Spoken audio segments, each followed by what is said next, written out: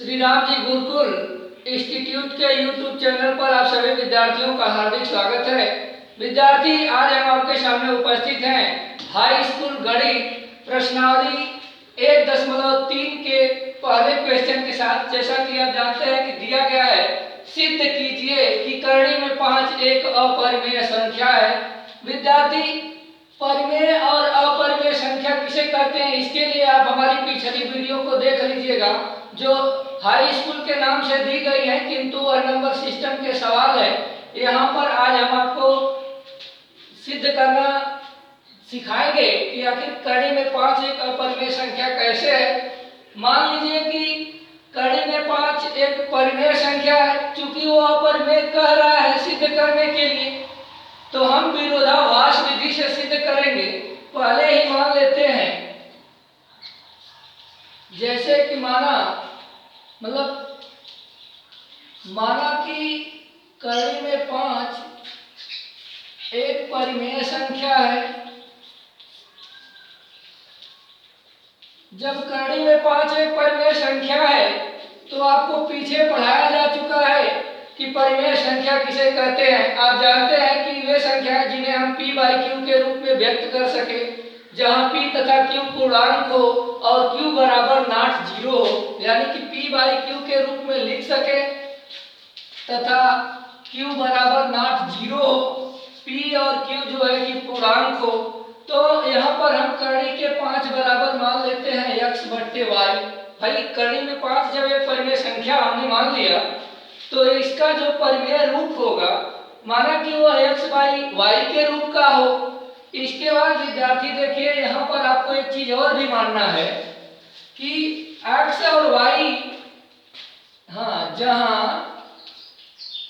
x तथा y सह अभाज्य हों।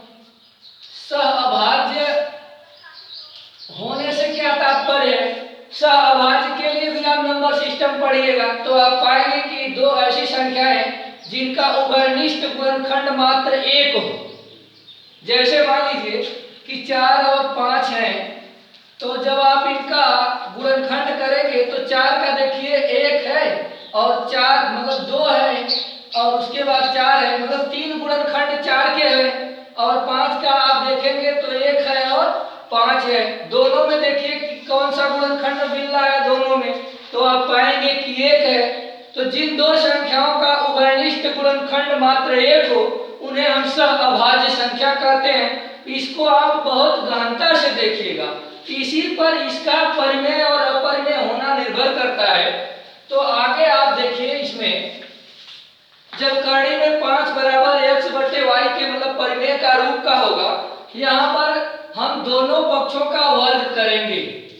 दोनों पक्षों का वर्ग करने पर जब विद्यार्थी दोनों पक्षों का हम वर्ग करेंगे तो देखिए √5 का स्क्वायर इक्वल टू x/y का स्क्वायर, मतलब कि करणी में 5 का वर्ग बराबर x/y का स्क्वायर। आप इसका वर्ग करेंगे तो यह 5 हो जाएगा और बराबर इधर x² स्क्वायर हो जाएगा। विद्यार्थी, करणी में 5 का वर्ग कैसे होगा, इसके लिए आपको करणी का गुणा पता होना चाहिए। इस प्रकार से, मतलब कि स्क्वायर का मतलब 2 बार गुणा करा सकते हैं। देखिए, दोनों की घात बराबर है, अतः करणी के अंदर की संख्या का गुणा हो जाता है। करणी में होता है 25। उसके बाद ये देखिए आपका वर्गमूल के रूप का है, इसका वर्गमूल कैसे निकलेगा, यानी कि आप 25 को 2 बार लिख सकते हैं और जिस संख्या का जोड़ा बन जाए उसको आप बाहर निकाल लेंगे। इस तरीके से आपका यहाँ पर 5 हो जाएगा। उसके बाद विद्यार्थी देखिए, यहाँ पर y² भाग दिया है x² में, इसको पक्षांतर इधर करिए तो ये हो जाएगा 5y² बराबर x²। जैसे हम इसको ये भी कर सकते हैं कि 5 के बट्टे 1 मानकर भाई त्रिज्या गुणा करा लीजिए तो भी आपका 5y² बराबर x² आएगा। अब आप यहाँ पर ये ध्यान देंगे कि देखिए ये दोनों मान बराबर आ गए हैं, दोनों मान बराबर आ गए हैं और y² का जो गुणनखंड 1 है वह 5 है। जब दोनों बराबर है तो निश्चित रूप से 5x² को भी विभाजित करेगा। आप यहाँ पर थोड़ा सा मतलब मतलब इसको समझाने के लिए यहाँ पर देख लीजिएगा, अगर हम कहें कि 3 गुणे 5 बराबर 15 के, तो स्वाभाविक रूप से आप देख रहे हैं कि 15 3 से भी विभाजित हो सकता है और 5 से भी हो सकता है।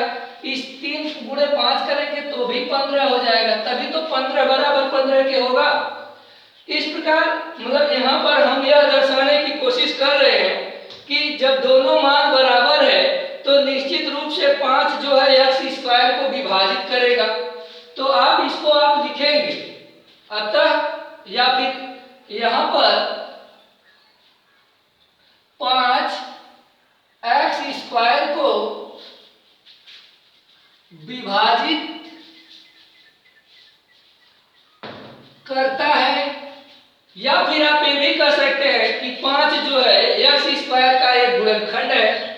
लेकिन दूसरी बात यहाँ पर आप यह देखिए कि जब 5 एक्स स्क्वायर को विभाजित करता है तो आपके इस किताब के उदाहरण में देख लीजिएगा, प्रमेय संख्या 1.3 में है, जो प्रमेय संख्या 1.3 के अनुसार आपको यह मालूम होना चाहिए कि यदि कोई संख्या ए स्क्वायर को विभाजित करती है तो निश्चित रूप से वह ए को भी विभाजित करेगी। तो हमारा यह निष्कर्ष निकलता है कि जब 5 एक्स स्क्वायर को विभाजित करता है तो निश्चित रूप से 5 एक्स को भी विभाजित करेगा। विद्यार्थी आप यहाँ लाइन देखते जाइएगा, यह आपका है समीकरण नंबर 1। आप इस बात को ध्यान रखेंगे कि जब 5 एक्स स्क्वायर को विभाजित करता है तो निश्चित रूप से 5 एक्स को भी विभाजित करेगा, और जब 5 एक्स को भी विभाजित करेगा तो ऐसा तभी संभव है जब 5 एक्स का गुणनखंड होगा। यानी कि यहाँ के निष्कर्ष से यह निष्कर्ष निकलता है कि जो x का गुणनखंड है वह 5 है, अथवा 5 x का एक गुणनखंड है। आगे विद्यार्थी आप इसको ध्यान रखेंगे और यहीं से हम मतलब इसको मिटा करके दूसरी तरफ आपको बताने की कोशिश।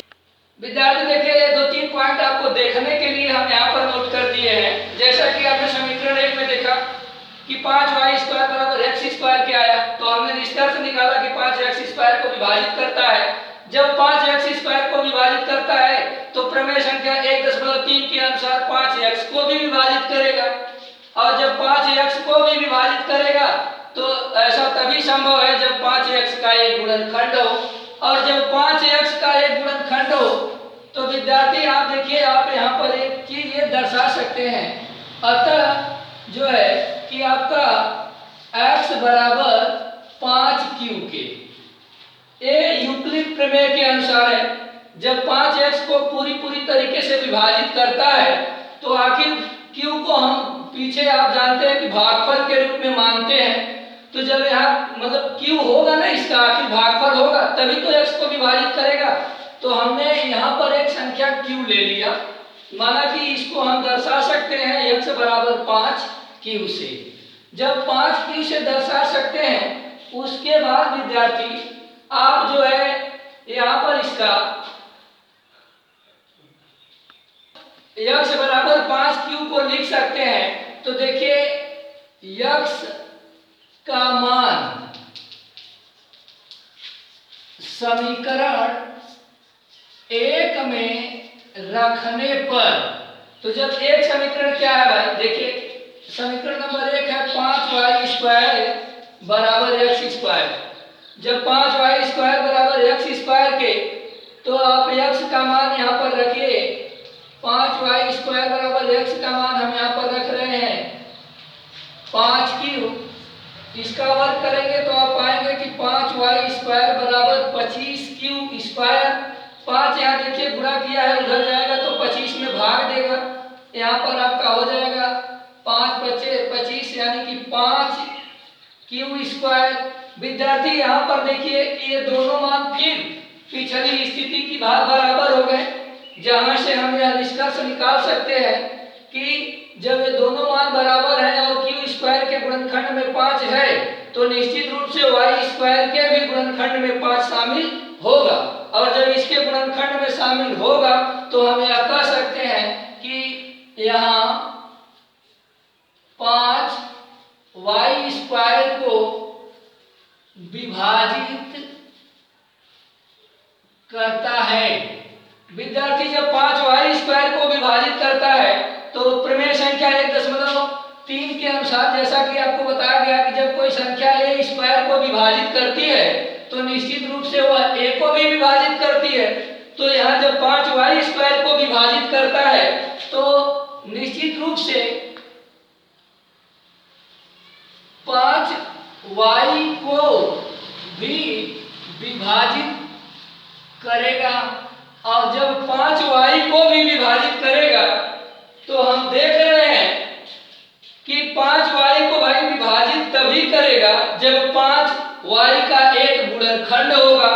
अतः आप यहाँ लिख सकते हैं, यहाँ से देखिए हम यहाँ लिख रहे हैं, अतः ये मैटर आपका यहाँ से है विद्यार्थी, ध्यान दीजिएगा, यहाँ हम ला करके लिख रहे हैं, अतः 5y का एक गुणनखंड है। निष्कर्ष ये निकला कि 5y का एक गुणनखंड है, और 5y का जब गुणनखंड है तो ऊपर वाले में भी निष्कर्ष निकला है कि 5x का गुणनखंड है। अतः दोनों तथ्यों से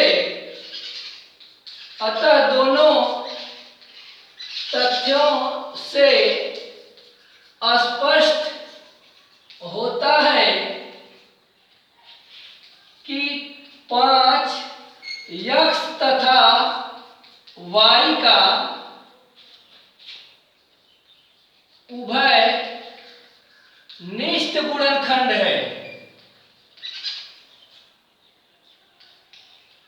जब उभयनिष्ठ गुणनखंड है तो विद्यार्थी आप ध्यान दीजिएगा कि हमने तो ऊपर मान चुका है कि x तथा y एक सहअभाज्य संख्या है, तो दोनों विकल्पों में से एक ही सत्य हो सकता है, या तो x y जो है कि सहअभाज्य होंगी, अथवा तो x तथा y का कोई एक उभयनिष्ठ गुणनखंड होगा। एक ही तो सही हो सकता, दोनों तो सही हो नहीं सकता। अतः जो हमने माना उसके अनुसार यह कथन जो है गलत है, यानी कि विरोध प्रकट करता है। और जब x तथा y का उभयनिष्ठ गुणनखंड है, विरोध प्रकट करता है, तो निश्चित रूप से हमारी यह कल्पना गलत है कि करणी में 5 एक परिमेय संख्या है। और जब करणी में 5 एक परिमेय संख्या नहीं है, अतः करणी में 5 एक अपरिमेय संख्या है। भाई जब हम परिमेय नहीं सिद्ध कर पाए तो निश्चित रूप से यह क्या है, अपरिमेय संख्या है। हमें उम्मीद है कि आपको यह सवाल समझ में आया होगा। आप एक दो बार इसका रिवीजन कर लीजिएगा, फिर यदि कहीं से कोई आपको दिक्कत होगी तो हम आगे समझाने की कोशिश करेंगे। और इसमें के जो 2-3 सवाल हैं, मतलब परिमेय सिद्ध अपरिमेय सिद्ध करने के लिए, उसको आप करिएगा। फिर हम आपसे मिलेंगे नेक्स्ट अगली वीडियो में। तब तक के लिए जय हिंद, जय भारत।